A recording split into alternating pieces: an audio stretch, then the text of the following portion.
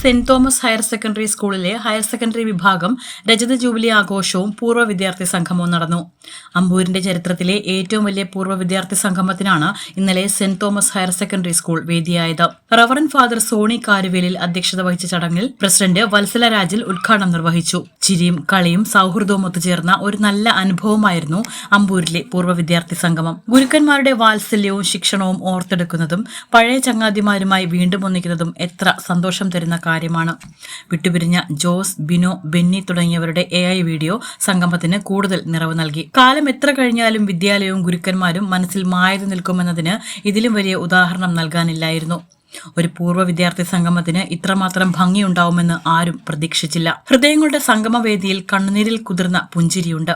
ആദ്യമായി കണ്ടവരുടെ ആശ്ചര്യമുണ്ട്. ഇനിയൊന്ന് കാണാൻ കഴിയുമോ എന്ന വ്യാകുലതയുമുണ്ട്. എല്ലാം മറന്ന് കുട്ടിയായി മാറിയതിന്റെ, കൂട്ടം കൂടിയതിന്റെ സന്തോഷവുമുണ്ട്.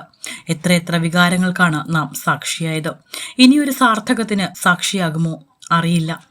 സാർത്ഥകം ഹൃദയങ്ങളെ വല്ലാതെ പൊള്ളിച്ചുകൊണ്ടിരിക്കുമെന്നത് തീർച്ച. ഓർമ്മകളിൽ ജീവിക്കുവാൻ, വീണ്ടും പ്രത്യാശയോടെ കാത്തിരിക്കുവാൻ സാർത്ഥകം ഇനിയും സാക്ഷിയാകട്ടെ. മനുഷ്യജീവിതം നഷ്ടങ്ങളുടെ കണക്ക് പുസ്തകം എത്ര സൂക്ഷിച്ചിരിക്കുന്നു. ഇത് അമ്പൂരി സ്കൂളിന്റെ മാത്രം വിജയമാണ്.